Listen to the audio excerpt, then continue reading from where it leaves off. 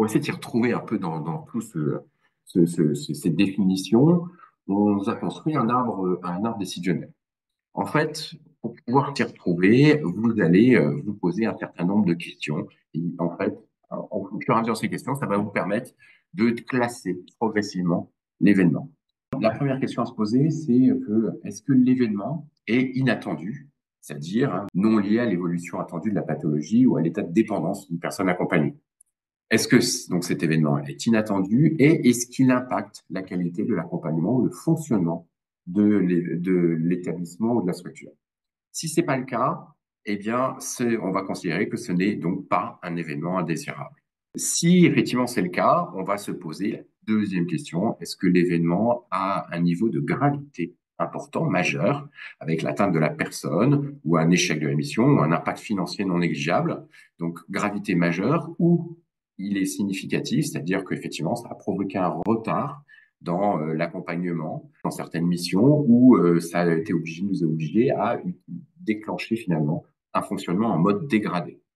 Enfin, significatif, ça veut dire aussi que cet événement peut être fréquent, répétitif et qui pourrait avoir des conséquences plus importantes si effectivement à force de répétition. Donc là, si c'est pas le cas, bah, ça veut dire que l'événement est de gravité mineure et donc on va considérer que on va appeler ça un événement indésirable tout court. Si par contre, effectivement, il est de gravité majeure ou significative ou répétitif, eh bien là, on va se poser troisième question. Est-ce que l'événement concerne les fameuses 11 catégories d'événements indésirables graves à déclaration obligatoire? Et donc là, si ce n'est pas le cas, on considérera que ça sera donc un événement significatif, mais événement indésirable tout court. Si par contre, effectivement, ça rentre dans ces 11 catégories, est-ce que cet événement est associé à un acte de soins ou d'accompagnement, comme on l'a vu, donc action de prévention, de diagnostic ou de thérapeutique? Et là, si ce n'est pas le cas, eh bien, ces 11 catégories n'est pas acte de soins, on va le considérer comme un événement indésirable grave. Si par contre c'est le cas, ça concerne effectivement un acte de soins ou d'accompagnement, eh bien on va regarder enfin, dernière petite question subsidiaire, même si on a déjà la réponse dès le début. Est-ce que ça a des probables séquelles fonctionnelles permanentes ou est-ce que le pronostic vital a été engagé? Est-ce que ça a provoqué le décès d'une ou plusieurs personnes? Si c'est le cas, eh bien, on va le considérer comme un événement indésirable grave à ces soins. Sinon, eh bien, il va rejoindre effectivement le panel des événements indésirables graves. Imaginons qu'on ait une panne d'ascenseur. La panne d'ascenseur, en fait, on a une pièce qui est défectueuse, elle est commandée, mais il se trouve que la livraison va être retardée, elle est sous un délai de 15 jours. Heureusement, dans la structure, on a un second ascenseur, et donc la conséquence va être seulement qu'on va devoir modifier l'organisation interne. Au lieu de fonctionner avec deux ascenseurs, on va fonctionner qu'avec un seul ascenseur. Il s'agit d'un événement indésirable tout court. Deuxième situation, on a toujours notre panne d'ascenseur, mais là, une fois-ci, une personne est restée coincée dans l'ascenseur en attente que la société vienne intervenir. Il n'y a aucune conséquence physique pour cette personne, plus de peur que de mal. Et puis, en fait, on s'aperçoit aussi que le délai, ça pourrait être aussi parce que le délai d'intervention en urgence n'a pas été respecté comme prévu dans le contrat de maintenance. Dans ces deux cas, effectivement, on est dans le cadre d'un événement indésirable grave.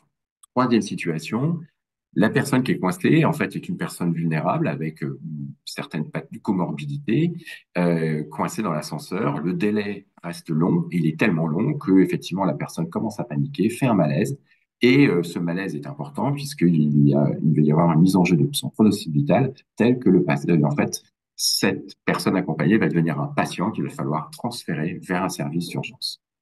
Là, pour le coup, on est dans un cadre d'un événement indésirable grave associé aux soins, puisque là, il y a effectivement une notion de prise en soin de ce patient. Et là, dans ce cas, il faudra le déclarer comme tel. Alors, justement, à propos de déclarer comme tel, qu'est-ce qu'on fait de ces événements? Quoi qu'on les a classés?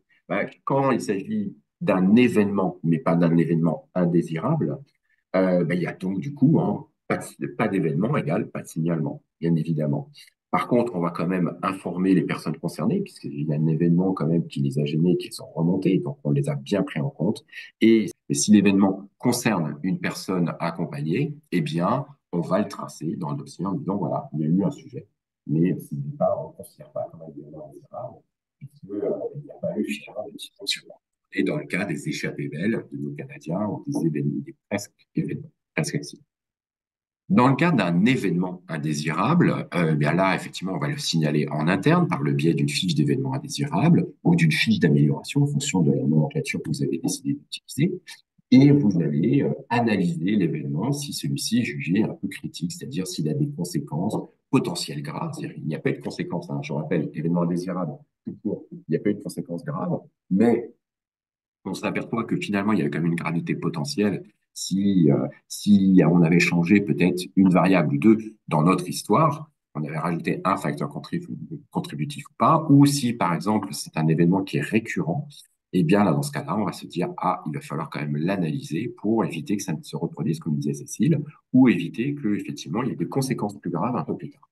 Dans le cas d'un événement indésirable grave, tel qu'il faut le signaler dans nos 11 catégories, bah là, va le signaler en interne. On va le signaler à l'ARS via le formulaire de signalement spécifique hein, que vous avez tous et vous allez l'adresser à l'ARS qui va être en fait qui va le prendre en charge au sein du point focal régional, qui est un dispositif au sein de l'ARS qui va gérer effectivement et analyser les événements indésirables graves et en même temps faire le lien avec les événements indésirables graves associés au soin, on va voir dans un instant. Et là, vous allez devoir l'analyser de façon collective.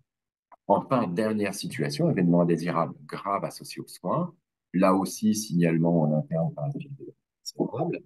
Là, la déclaration est légèrement différente. Vous allez devoir le déclarer sur le portail national de signalement des événements indésirables associés aux soins. Ça va remonter là aussi à l'ARS directement. Et cette fois-ci, c'est la veille sanitaire. Donc, ce n'est pas la direction de l'autonomie qui va le prendre en charge en premier lieu.